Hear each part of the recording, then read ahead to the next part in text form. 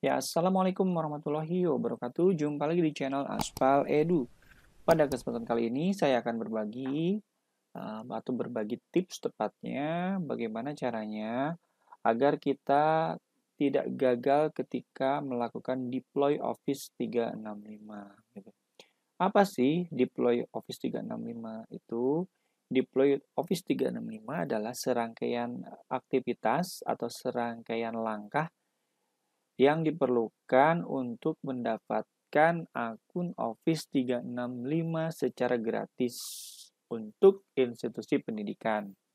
Nah, di sini saya pernah mendeploykan banyak domain ya di sini. Ini domain sangat banyak sudah saya deploykan dan di luar dari domain ini juga ada. Jadi saya istilahnya bukan ahli ya. Saya sudah pernah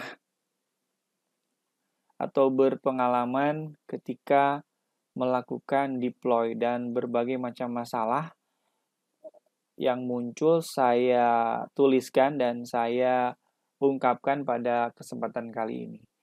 Baik, kita mulai dari yang pertama ya.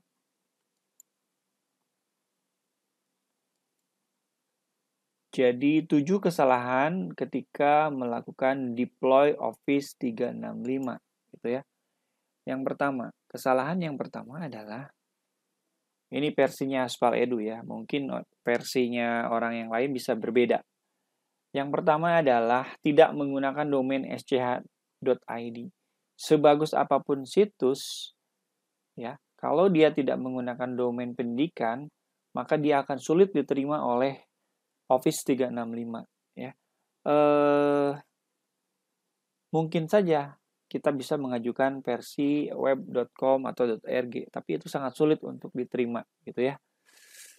Pengalaman dari saya, hampir 100% yang diterima itu menggunakan domain sch.id. Ya, kegagalan yang kedua ketika mendeploy itu adalah lupa user login dan password. Jadi, ketika kita register Office 365 for Education, akan ada domain root atau domain super ya, atau admin super yang memiliki username dan password yang kita setting. Biasanya admin super tersebut beralamatkan admin at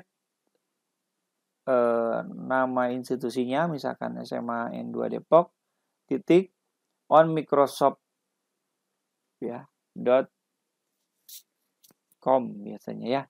Jadi alamatnya cukup panjang dan passwordnya juga waktu itu mungkin saja kalian itu pernah ngasal gitu ya. Karena apa ngasal? Karena Office 365 ini menuntut password yang cukup rumit, kombinasi huruf besar, huruf kecil dan angka. Sehingga mungkin saja itu adalah password yang di luar kebiasaan dari Bapak dan Ibu. Sehingga akan membuat kita lupa gitu ya. Dan kalau sudah lupa, kalian juga tidak mencantumkan email yang valid, maka akan sulit untuk merecovernya. Itu kesalahan dalam melakukan deploy. Yang kedua. Yang ketiga, sudah diregistrasikan atau dideploy sebelumnya. Nah, ini kadang yang tidak jujur nih. Kadang di suatu sekolah minta dideploykan Office 365, tapi ternyata ada staf yang lain, tim IT-nya itu pernah mendeploykan. Sehingga ketika saya meregistrasikan domain dari sekolah tersebut, ternyata ditolak karena sudah katanya registrasi. Dan punya usut ternyata staf IT di sekolah tersebut sudah mendaftarkannya. Dan proses pendaftarannya adalah gagal. Jadi untuk mendapatkannya di langkah-langkah sebelumnya pun gagal, di langkah-langkah yang terbaru juga akan menghambat karena dianggap telah melakukan pengajuan gitu. Jadi usahakan kalau memang mau meregistrasikan atau mendeploy Office 365, usahakan adalah domain yang fresh, baru pertama kali meregistrasi atau melakukan registrasi. Kesalahan yang selanjutnya atau yang keempat adalah tidak segera menyeting domain dan hosting. Bapak dan Ibu perlu diketahui, seandainya kita daftar namun tidak menyeting domain dan hosting, maka setelah 14 hari akun kita akan ditangguhkan dan tidak bisa digunakan lagi. Jadi pentingnya adalah menyeting domain dan hosting. Yang kelima adalah Kegagalannya adalah putus asa ketika menyeting cPanel. Jadi cPanel atau direct admin itu adalah berisi sekumpulan data, termasuk data DNS.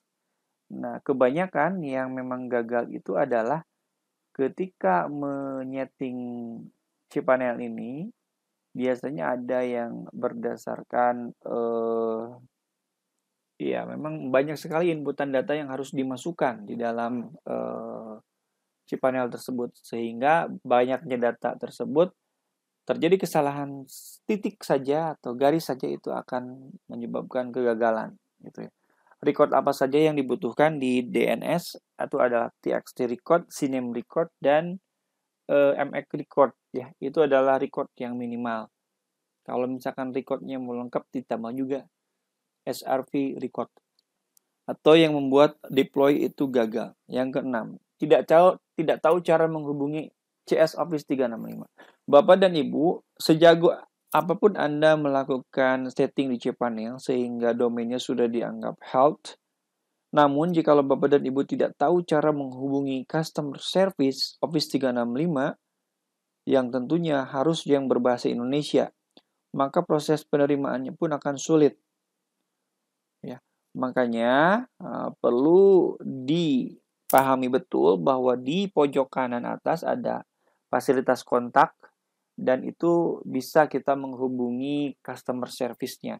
Nah, seandainya customer service-nya yang menghubungi kita itu di luar bahasa Indonesia, kita tinggal meminta untuk ditelepon menggunakan bahasa Indonesia. Karena customer service-nya ada satu orang yang menggunakan bahasa Indonesia. Yang bertempat kantornya itu di Shanghai. Oke, kegagalan yang terakhir adalah ya, Bapak dan Ibu, kegagalan yang ketujuh adalah tidak membuat atau mengisi form validasi. Ya, walaupun Bapak dan Ibu sudah melakukan langkah-langkah sebelumnya sampai dengan menyeting cPanel sukses gitu ya. Namun kalau misalkan Bapak dan Ibu tidak mengisi dokumen yang bernama Office 365 Edu Validation ini dan mengirimkannya lagi ke pihak customer service, maka dipastikan akun Office-nya pun tidak akan aktif-aktif dan masih dalam trial. Jadi jangan lupa langkah yang terakhir adalah membuat atau mengisi form validasi yang diberikan oleh customer service. Nah, itu saja 7 langkah yang membuat deploy Anda gagal. Mudah-mudahan Anda tidak termasuk yang gagal. Dan kalau Anda termasuk yang gagal, jangan menyerah. Karena langkah-langkahnya sebenarnya adalah mudah. Tinggal kita lebih teliti lagi, kita lebih gigih lagi, pantang menyerah. Untuk apa? Tentunya untuk mendapatkan akun Office 365 gratis yang bisa digunakan oleh sekolah. Fasilitasnya sangat lengkap gitu. Baik Bapak dan Ibu, itu saja yang bisa kami sampaikan. Jangan lupa untuk memberikan like dan subscribe di Aspal Edu. Terima kasih. Wassalamualaikum warahmatullahi wabarakatuh.